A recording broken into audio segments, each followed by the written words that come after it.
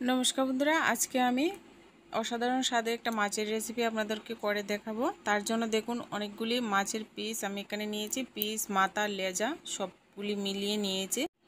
প্রথমে আমি মাছের মধ্যে লবণ দিয়ে দিচ্ছি, সামান্য পরিমাণ হলুদ গুঁড়ো দিয়ে দেব, আর দিয়ে দেব অল্প পরিমাণে একটু শুকনো লঙ্কা গুঁড়ো।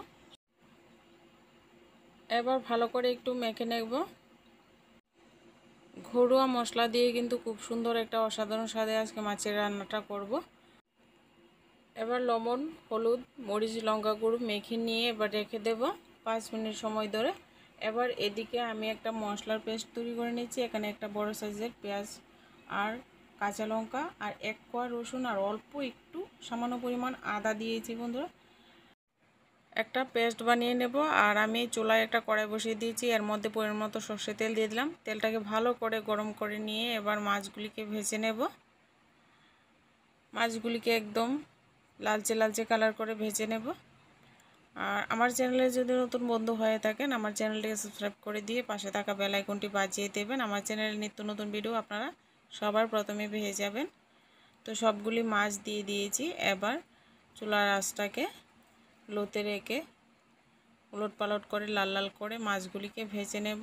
মাছটা কিন্তু একটু কড়া করেই ভেজে নিতে হবে।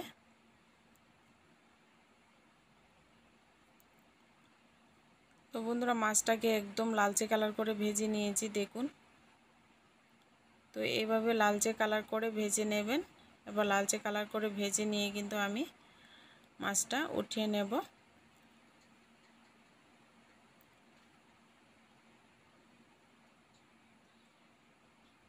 তো সমস্ত মাছ আমি এবার একটা থালাতে নিয়ে নিলাম। এবার ওই একই কড়াইয়ের মধ্যে দিয়ে দিয়েছি আর একটু তেল, কিছুটা তেল রয়ে গেছিলো।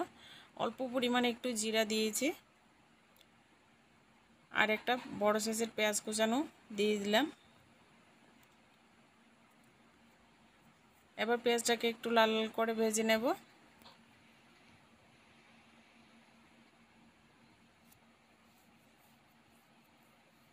পেঁয়াজটা দেখুন লাল লাল করে ভাজা হয়ে গেছে। এবার আমি মশলা পেস্টটা দিয়ে দিচ্ছি। এবার এখানে দিয়ে দিচ্ছি 1 চামচ লবণ, হাফ চামচ হলুদ গুঁড়ো দিয়ে দিলাম, দিয়ে দিচ্ছি ভাজা জিরা ধনে গুঁড়ো 1 চামচ, দিয়ে দিচ্ছি 1 চামচ শুকনো লঙ্কা গুঁড়ো। আমি এখানে ঝালের পরিমাণটা একটু বেশি দিয়েছি, শুকনো লঙ্কা গুঁড়ো দিয়েছি, কাঁচা লঙ্কা বাটাও দিয়েছি। আপনারা ঝালটা কিন্তু বুঝে ব্যবহার করবেন।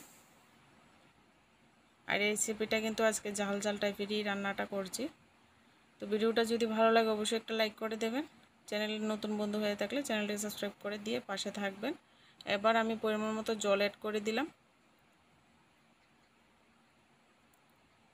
এবার আমি সমস্ত মাছ দিয়ে দেব।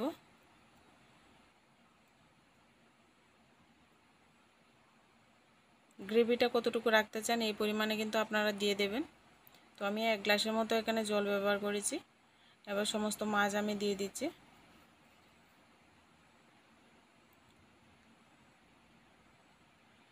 এবার ঝোলটাকে ভালো করে ফুটিয়ে নেব।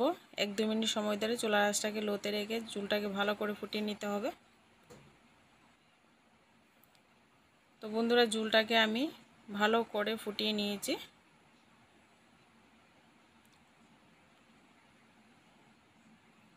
আর এখানে কিছু ধনেপাতা আমি অ্যাড করে দিলাম, বিলিতি ধনেপাতা দিয়ে দিচ্ছি।